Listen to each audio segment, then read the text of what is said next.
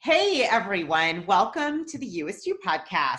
This is Julie. I'm your host, and I got to tell you, you are in for a huge treat today. You're about to meet a very dear friend, a very special person, a woman who is certainly a badass for many reasons. You'll get to learn about her struggles, and how she's triumphed. Let me tell you a little bit about Aubrey before you get to meet her. So Aubrey Nichols has a black belt in truth telling. She hails from Texas, but this feminine feminist finds comfort in the sunshine, waves, and acai bowls at Ocean Beach, California. Her writing for The Week, Observer, Elite Daily, and Work at Health has made her a resonant voice in the self-love movement, which she believes is the ultimate love story. That said, the pioneer of mobile dating is swiping right in hopes of finding her SO. Her spirit animal is the black swan, and she believes that self-love can change the world. Amen, sister. She has an MA in organizational change, and for her day job, she cultivates community and ignites creativity within organizations with her proprietary workshop, Stoked. If she's not drinking coffee, dancing to Beyonce, or writing, she's thinking about drinking coffee, dancing to Beyonce, or writing. I also want to share with you that Aubrey has extensive experience as an ad agency. She's an ad agency veteran, an expert brand strategist. She is also a professional writer, and I am very grateful because we're going to be joining forces, and she's going to be a teacher with me in the Monetize Your Purpose 8-week group coaching program. This is for big-hearted entrepreneurial women that really want to marry their purpose and profits. And she's going to be teaching all about brand strategy, ideal clients, and really how to get your badassery on with words and getting yourself out there. So without further ado, you can tell I'm grinning ear to ear. I'm so excited to have you, Aubrey. It's awesome to have you today. Welcome. Thank you. I'm thrilled to be here. It's such an honor. And yeah, I'm just sitting. Actually, it's a rainy day in San Diego. I'm sitting here. So for a writer, that's good news. I can hunker down and go deep. Nice. Versus going deep in the ocean. Because I know I'll talk to Aubrey. She's like, yep, just went surfing. I'm like, what? We have like 6 inches of snow. That's not cool. That's not cool, but it's good for you. So talk about, I know that you're working on your book right now. I love your the whole philosophy around, self-love and how important it is to love yourself. I also know that wasn't always the case for you, that you didn't always, you didn't come out of the womb necessarily with a lot of self-love. What can you share about kind of that journey of becoming your U.S. you in really the topic around self-love? Yeah. So my meest me isn't always the person who's walking up and down the streets and going to the grocery store, but I call that the meest me is my highest self. And as I've grown and as like walked along this journey of self-love, hopefully my highest self is the person who's leading the way and making the big decisions. And the highest self is someone who is really fulfilling their purpose. And so my memoir, this book that I'm writing, I've been it's never stops, but it's titled Enough: How I Stopped Searching, Starving, and Striving and Became the Woman of My Dreams. Mm-hmm. And this book, the construct of it is a story about, 6 years ago, I walked down the aisle. I was 35. I thought, it was time. I walked down the aisle to a man that I thought he could love me for the both of us. And alas, no one can ever love you for you. And, so 3 years later, I had the rings, I had the cars, I had 2 homes, a house in the upstate in the Berkshires, and I was still miserable. And I looked in the mirror, I couldn't even stand to look at myself. And so, I left the marriage, but my divorce, it was my wake-up call, but yet my salvation, it allowed me. That's the construct of the book, but it really goes back into my history of growing up in Texas with an eating disorder from age 6, looking down at my thighs and thinking they were just too big. And in my drug and alcohol addiction history, the unavailable men, like all of these acts that really just demonstrated that I thought it was so unworthy, so unlovable. And, for whatever reason, I got that little DNA that, but But on the flip side, I'm, 3 years into this journey, and I really feel quite differently about myself. You know, yeah, I mean, I really have cultivated a loving relationship with myself that is nurturing and kind, and drastically different than it was, even last year this time, to be honest. Wow. First of all, I love the name of your book. I love just this concept of, that we are enough right now as we are. And I'm curious, because I'm thinking for those listening that are like, okay, self-love is lovely. Like, how do you get that? How do you have that? And especially, coming from an addiction and coming from eating disorder, like that doesn't just happen overnight, I'm assuming, right? Mm-hmm. What are some of the, I don't know, just to share some of the steps or things that you've done, or what do you do that helps you to build that relationship with yourself? Yeah, well, I think like the biggest, I have this theory, it's like called the crowding out theory. So, before there was this like rock star that I was kind of like a groupie. It was from Texas, and I like fell in love with them, and and I ended up dating him. He like wasn't a good guy. And I was like, okay, I'm not going to any more of his concerts. But instead of saying I'm not going to any more of his concerts, I needed to go to concerts where there were like nice people, or listen to music that was more uplifting. So what I've done in my journey of self-love is to really surround myself with a lot of people and things and places that are loving and nurturing. And it raises the bar in my life so that the other stuff, and crowds out the other stuff, and the other stuff seem to fall away. Almost, but it's uncomfortable, because when you don't love yourself and you're putting yourself around people who were like very cheery and upbeat, you're like, what? This feels weird. You guys are lying. I thought everyone was, I was like, no one's this happy. No one's this kind and honorable. And so that's really what I did, like on the whole, but I can tell you more specifically about the exercise that I did. Yeah, please share, because I think it's helpful. Okay. Yeah, so the big shift for me was there was a practice. I used to go to Equinox Gym. I mean, literally, I used to get on the treadmill and run like 5 miles and then work out for another hour or two. It was just like a daily thing. I can't even believe the gym didn't kick me out. But I was like 15 pounds thinner than I was, couldn't look at myself in the mirror, thought that I still wasn't right. But I stumbled into this dance class, this class by Patricia Moreno, and she is the founder of something called Intensati, and it's ENTEN SATI. And so what this workout is, it's a mind, body, soul workout. I mean, totally weird, right? But it's high impact cardio, which I'm definitely down with, plus affirmations. So think like Tony Robbins, like incantations with like high impact cardio. So you're jumping around, yelling out these things like, I am powerful beyond measure. I'm a creative genius. I deserve what I want. I am worthy of love. I'm a game changer. All of these things while you're moving. And so what happens is you're embodying these new thoughts. They crowd out the old thoughts, which in my case was like, you're not worthy, you're not good enough, you need to lose weight, you're too fat, all of those things. And then when I really started to see how the movement really helped me embody this new way of thinking, and I really started to believe these new thoughts about myself. So that told me that these old thoughts were just that, thoughts, not truths. Programs that were passed down to me, like at the age of like 5, 6 years old by my parents, who would pick them up from their parents.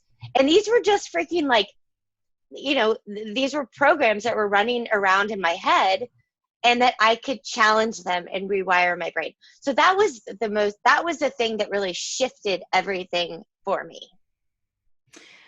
I think that is what's so fascinating is you went from an obsession with movement to over time reframing and using the movement as a way of creating new imprints in your body and mind using affirmations. what's great is Patricia was on this podcast, so I will make a link in the show notes for people who want to go back and to hear her story and to look up Intense Sati, because she's fantastic. We love her and love what she's doing. And what's amazing to me, you hear a lot about, okay, fake it till you make it. But what I love about this story, Aubrey, with you is that you really took something and you changed it into a positive. So now I know in talking to you, movement has love to it, has self-love to it. And you can feel when it becomes, I would imagine, pushing or, not in that loving place, versus now you have a framework where, when you're moving, you're adding these really kind thoughts that frankly, I don't think many people are taught to do or to think unless you were raised, maybe my mom would be the one who she was like Stuart Smalley, but most of us are not raised like that. And even then I still have issues with, with body image and that. So I think it's amazing that you really reframed movement and that started, you said you start to believe it. And that's the thing. It's not just saying it. You maybe said it in the beginning and now you embody it. You believe it. Yeah. Yeah. Yeah. It's been definitely a movement for me. Is just like, it's medicine. It's very calming. Right.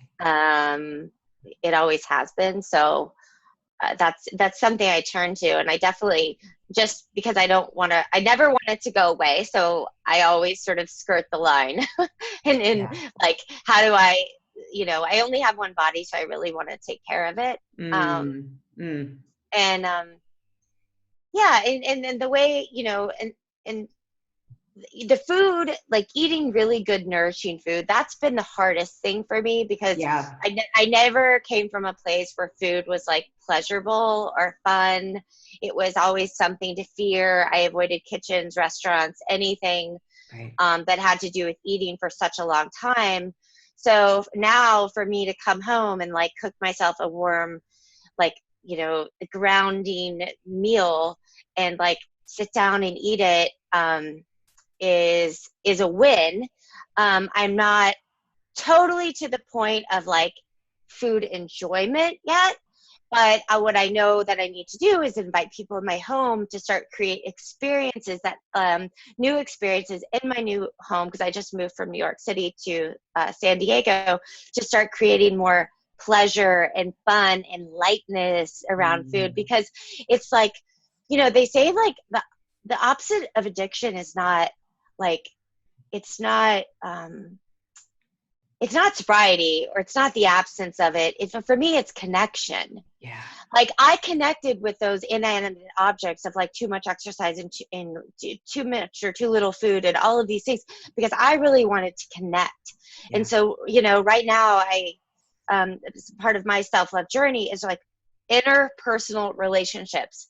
Get a lot of them and work through it, because I think that's the stuff that can be just, if not more nurturing than a good meal. For me, it just makes my heart full. Like I sleep better. It's like, I didn't come into this world to be alone. And that's where I am in my self-love journey, like really longing and wanting to have real intimate relationships with other people.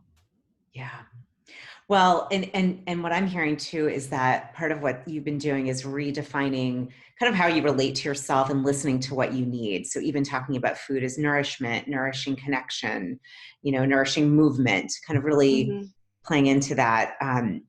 Anything else that you do? Because I know that there are other practices and things that you do to just really, I think it's helpful, because this is one of those questions.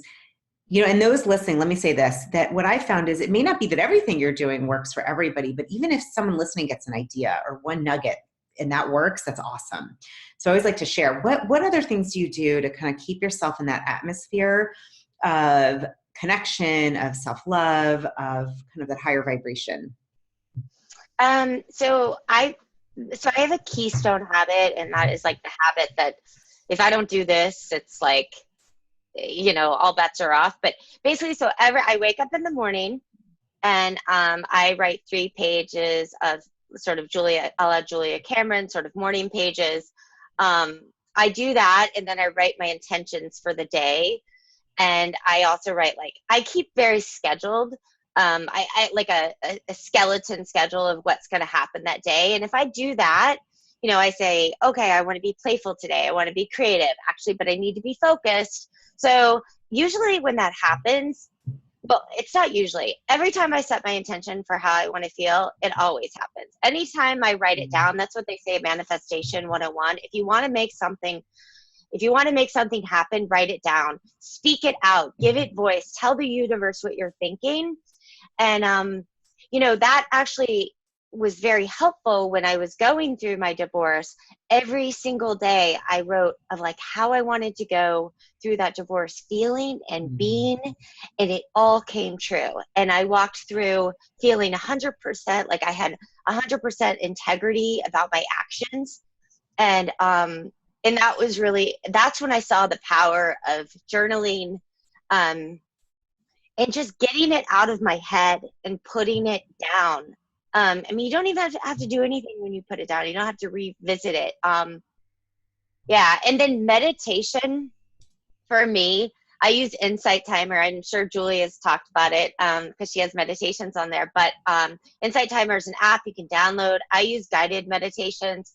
But if I would have known that all I had to do is sit down, or I actually like lay down and just tune into myself, into my interior world, and just get quiet. If I would have known that it was so as powerful as it was, then I would have done that all along. So I've been a daily meditator for probably 3 or 4 years. Yeah. And that gives me peace and quiet, and but it allows me also to get wild and crazy. I just need to connect with myself before I go out into the world and let all of that other stimulus sort of get in my energy field. That's how I stay vibing high. That's so powerful. I love it. I almost got this image of, you wouldn't go out without plugging in your phone. Otherwise you'd have no battery. So like you're plugging yourself in. And I love what you said, tune into your interior world. That's what meditation gives you. And it gives you that ability to have inner calm, peace, and maybe wild and crazy after kind of tuning in first. Yep. So powerful.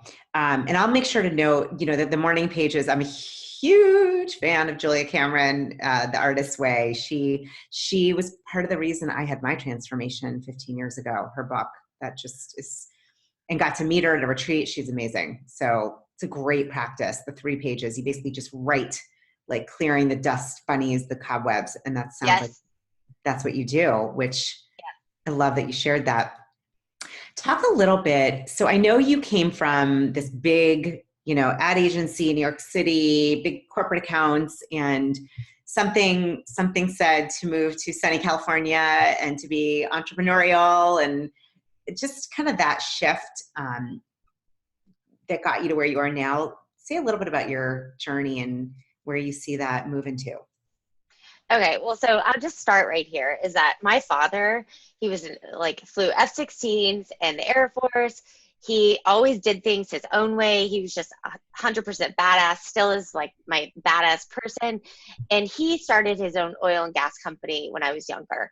And I came home and I would see steaks on the table. I was like, we got to save money. I wanted to get Guess jeans, and they wouldn't get me Guess jeans. And I'm like, Dad, why don't you just get a real job like the other dads?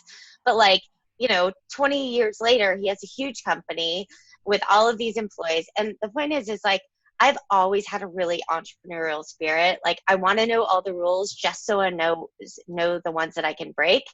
And I worked in ad agencies for a really, really long time, like 15 years in New York. At least it felt like a really long time. And my experience there was amazing, because you're like a big kid getting to run around in Converse and make stuff, and whoever comes up with the best idea wins, and we all get paid to do it, and it's so much fun. But my experience there was that the environment, when you mix like business and art, it just becomes like quite toxic, because you have to creativity. You can't create like amazing ideas under like toxicity and like fear. It just doesn't work that way. You need like relaxation. You need freedom for great creative guys to flourish. You also need time. And so from my experience in ad agencies, I was inspired to go back and get a master's in organizational change to really to understand like the fundamental like method I could use to go into creative organizations and heal the place that us creatives, writers, graphic designers are meant to like create great ideas. So I wanted to say like, hey, let me take these tools that I've learned from this graduate program and create a place where we can create like $1 million ideas, but not just like $20 ideas.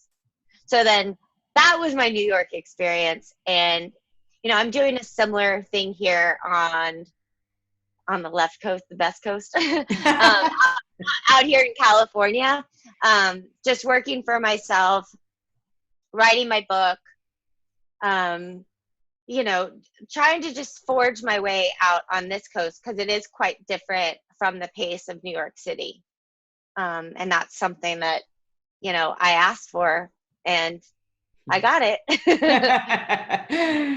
Adjusting. Well, yeah, it's just I really wanted less doing, more being in my life. And that was my big intention of moving to the West Coast. Yeah.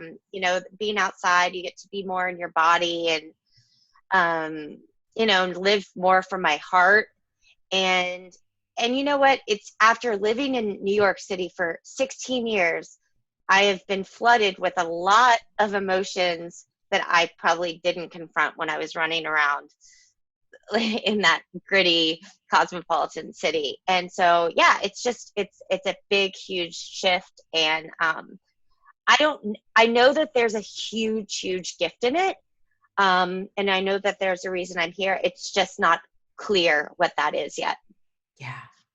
Well, I love it. You know what really inspires me, and I think anyone listening, is your courage. The courage that it took to leave a marriage that was not suited for you, to do that amicably and kindly, to move through an eating disorder and addiction, and to be in recovery, to move your butt, a couple thousand miles on the other side of the country, to start your own business. I mean, a lot of these things take a lot of courage. And so, I really honor that in you. And one of the things I wanted to highlight about you is just, you have those dreams and visions. And I sense that because of the connection and love that you've created within yourself and that feeling of wanting to be, to serve and to help people, my sense is that that's probably helped. And it's just taken enormous courage to do what you're doing. I really acknowledge you. It's not easy to do that. Yeah. Yeah. Thank you. Yeah. I think I don't see it like that, and it almost feels uncomfortable to hear, but it's good. It's a good reminder that, yeah, it takes grit. Yeah. It does take grit to be an entrepreneur. It does. It takes a lot of faith. Yeah. And it's like, I know it's going to be okay, but when you have no idea how, right. Yeah. So it's, right.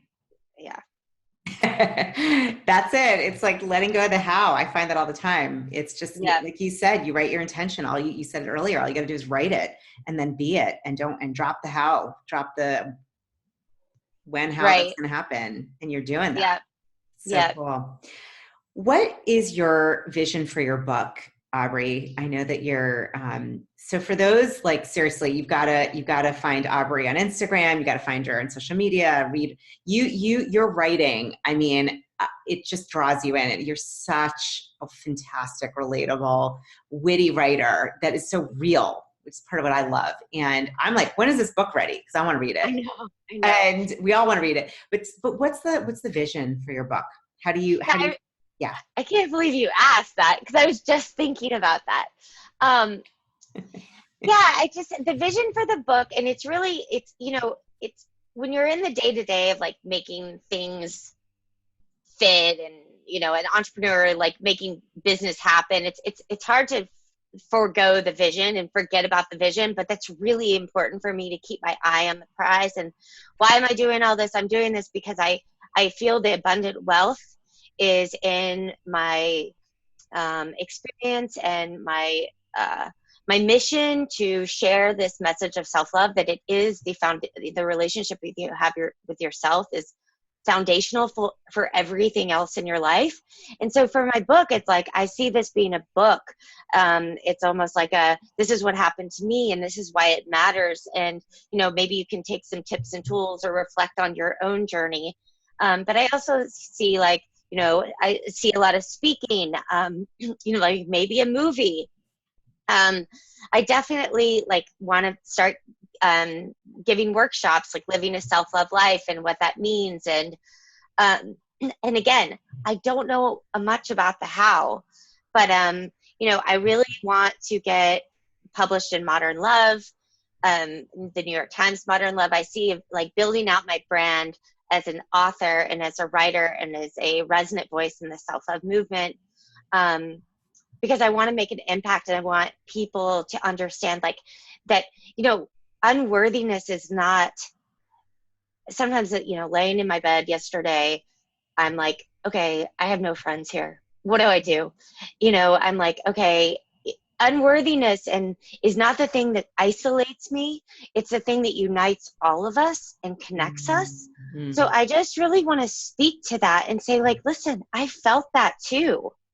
A lot, and this is what I did because I felt that way, but now I feel this way, and this is what I'm doing.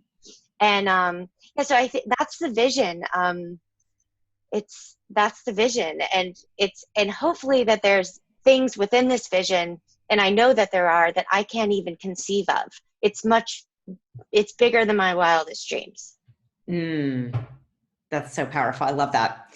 And what's so cool is this book. So for those, again, tuning in, I know you're not done with it, but you've written quite a bit of it and it's evolving. And let me just tell you guys, when it's ready, we'll have information because you're an amazing writer. I mean, oh my God, that one chapter, what was the chapter that I was like, wait, what? It was like, oh yeah, I can't remember. It was like the overview. It was just talking about, I can't remember what it was talking about actually. It was a summary. It was like an agent pitch is what it was. Yeah. It keyed me in because I'm like, I didn't know you did that. I didn't know you did that. I didn't know that happened. Oh my God. Oh yeah. Yeah. I don't want to give it all away because you got a pretty colorful background that would be interesting to people. Well, right. And it's like the colorful background and the texture of my life. I like to say, if someone can't deal with texture, they cannot deal with me. But that's my cross to bear. Yeah. It's like I went through all these experiences, not to keep them to myself and feel shame about them, but to share them. Yeah. And and share the joy of triumph over them, to half the pain that some woman is feeling because she's been through this. Yeah. That's the reason I was gifted with all these experiences. Absolutely. Well, I'm excited for you, for me, for the world, for enough to come out. And just to say, so Aubrey and I, we met at an incredible program called Soul Camp, and in California. And for me, it was like instant connection, love at first sight. I was like, I love this lady. I love her. And so I'm really excited to have your brilliance in the Monetize Your Purpose group. I think it's going to be incredible. I've worked with a lot of different women at this point that are like you, wanting to have the courage and are just in that place of taking a side hustle or something they want to do and really to make that their stamp on the world, their career, and to be paid for it. And I know you've done a lot of work around not just, how to do branding and the outer piece, but also, the prosperity consciousness and the worthiness and self-love. That's one of the things I know we connected early on, and I'm freaking thrilled to have you to be part of that. Anything around, maybe just owning that mindset around prosperity and abundance or worthiness, or anything that's helped you to shift your mindset there? That's that sort of letting go of the scarcity mindset and really fully embodying this abundant this abundance mindset. What are some things that happen? It's like, it's the subconscious, it's the meditations before, when I wake up, when my mind is most, when my subconscious mind is like most receptive to all of these new messages and all of these positive messages, and right before I go to sleep, those sort of meditations are, and I mean, you can find one on Insight Timer. You just throw your headphones on and you listen to it, and it just, so that's been really helpful. Also, just like writing down the data of every time I have these fears, that every time I've been proven wrong, like, oh, I'm never going to find a job again, blah, blah, blah, blah, blah, all these other things. And then just actually like having a list of all the times I've been proven wrong and that never has happened. That's something that I do. And it's been really helpful because data speaks to me. I don't speak data, but data really speaks to me. So I'm like, oh, I'm completely wrong. I mean, and also to just know like who I am as a person. I'm a creative writer. So like I get creative in here. And sometimes there's this movie called Inside Out. Did you see it? Yeah, I did. Yeah. Yeah, it's like so good. It's like, if I'm going to take like all the 10,000 million reasons that like this could go wrong, then I need to at least take 10,000 million reasons about why it could go right. Yeah. And so so that's kind of what I do. Love it. I think that is like the perfect place to just end with inspiration. Rather than focusing on the 10 million things that could go wrong, keep a journal of what has gone right and to look at all the 10 million things that could go right and to focus there. Yeah, that's awesome. Love it. Thank you for having me. This was so much fun. I know Aubrey and I could keep going. At least I could keep going.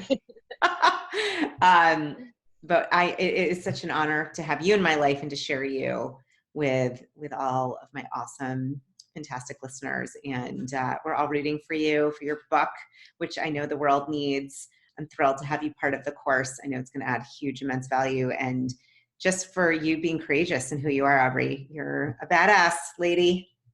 Thank you. Thank you so much. You too.